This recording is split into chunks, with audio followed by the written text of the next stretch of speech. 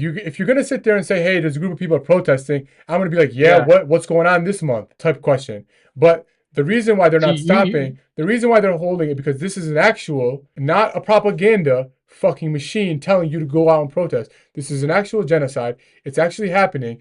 You can't hide anymore, and you see what's going on. That's why this is the real.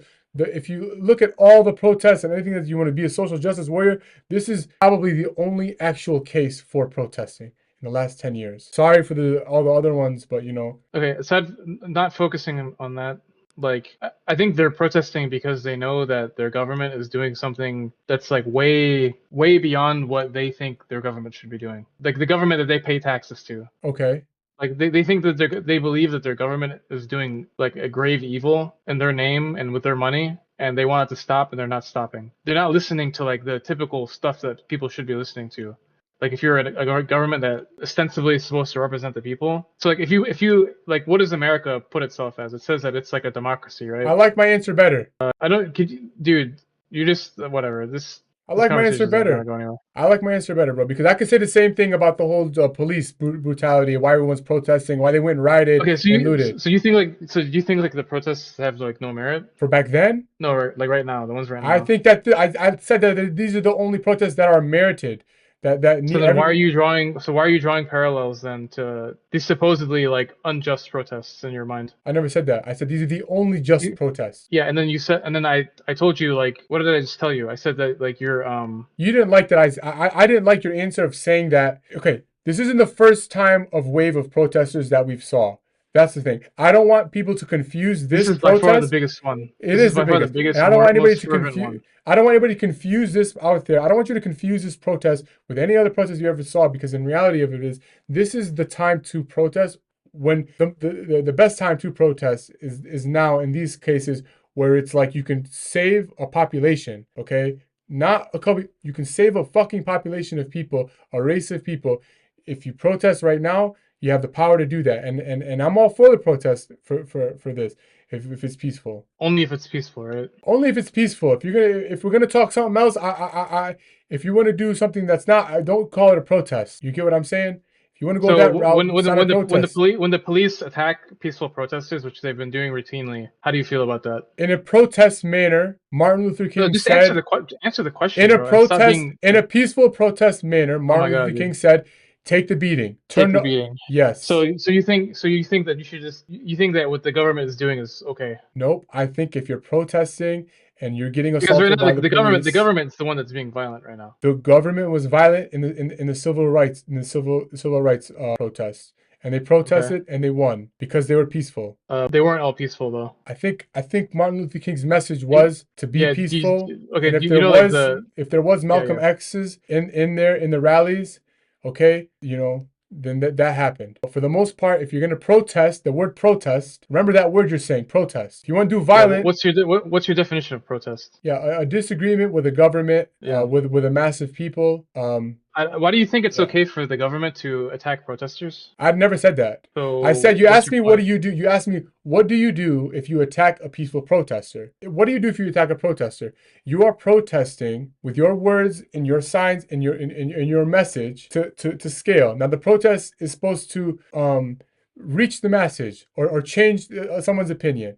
Now, if you have a police officer beating you up, one can argue that can help your message get spread farther. I'm not saying that should happen. I'm saying is that if you're peaceful and you see that message could go a long way, saying, look, this guy's peacefully protesting, he's not doing nothing, and this police officer just suplexes him through the table. Now the cause gets bigger. You look better. But the point of doing that is because they're trying to scare people. Of course they're trying to do that. They're trying to intimidate people into not going out. Don't go out if you're scared. Don't go protest if you're scared. That's all I gotta say about it.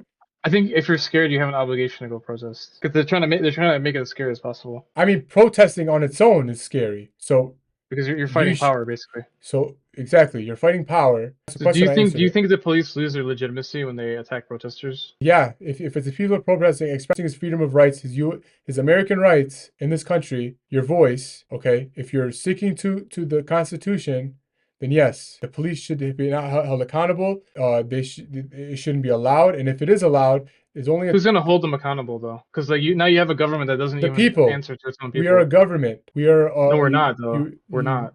We are a people. The government. Remember my previous point is that the government doesn't represent the people. The people represent the people. And what does So that mean? that means How do that the people get their voice heard if the government doesn't listen to them? more people What does that even mean, though? Just more people standing outside? protesting, yes. Okay. If that's what they're choosing to, if that's the mechanism you're using to make change, that's the answer I'm going to give. What protesting is about, that's what I think the root word is anti-violent in reality. Because there's another way, that you could do it, and it's not a protest, and you can see how that one will look. And I don't think we should look at that one. So let's not even talk about that way. Let's just stick to the protest. Yeah, I think at this point, I think that the government has such again, it's all about concentration of power and force. Like, it doesn't really make sense to go to war against the government or anything like that because they have such a disparity in force. This government is created not by force. They don't hold a gun up to you and say, this is the next president. We're supposed to be a democracy of change. It kind of is, though. No, it's not. Okay. Yeah, it is. It's not, though. So why are they bashing people's heads in with batons? If that's not the case, you drifted back to the protest. I'm not drifting. I'm not. Yeah, I am, because I keep telling you that these protests are important because they expose the central contradiction in the American society. You have a choice in November to go express your voice. To go vote for Zionist 1, Zionist 2, or Zionist 3. Those are my choices, right? Or you can be uncommitted. Or you just okay. If enough people said, "Hey, we're not going to vote," and it was the lowest turnout of vote, or something happened like that, a change could be made. Now, I'm just telling you the laws and rules of this country here. Okay, this country is, you go in November, you elect the next person, you accept the thing that they're going to say, of the changes that they're going to make, and you hold them accountable of the policies they create. That's what this country stands for. That's what it's about. We live here. That's how we got to go by the rule by. Okay, I'm only saying that because you can't do this shit in other countries. Weren't you talking about how you can't go do this shit in other country? You can't do. Weren't you just talking about how in capitalism, like the most ruthless person wins or whatever, and how it's like you gotta do what you gotta do and like all this other shit. And now suddenly it's like there's no moral. Now suddenly it's like, oh, everybody has to be like playing by the rules, or like what's. I don't understand that you talk out of both sides of your mouth.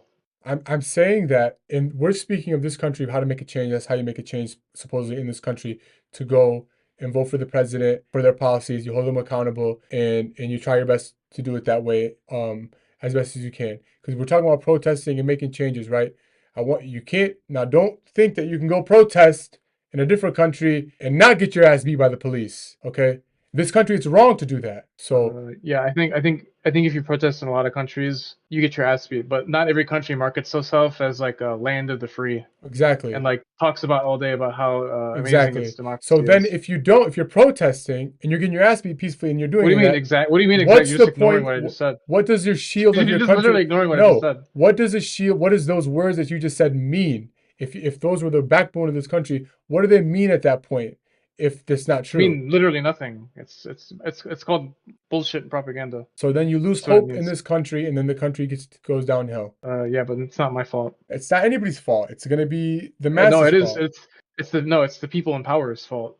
For some reason, like, you have a trouble with this idea that like the government can fuck you, or like the system can fuck you. I know the government can fuck you. I know the system fucks you. I know that there's a lot of rules and stuff you have to do. Nobody said that. I'm not a fucking super government person. You're asking me, when you ask me questions about governments and change, I have to answer it as what the correct answer to be if you're playing the government game, if you're a politician, if you're a person who believes in voting, all that kind of shit, right? So I'm going to answer your question the best way to answer it. I'm not going to answer it like, what would we do in Saudi? What would we do in Lebanon? I'm not going to answer it that way. I'm going to answer it how it should be answered in America, because that's the proper response. There's no other way I can say it. This country is basically a lot like Saudi Arabia, or like, even, I don't know, not so much like Lebanon, but like definitely like Saudi Arabia. It's like, it's basically, it's just gotten repressive at this point. I mean, bro, I don't know, man. I don't know about that one.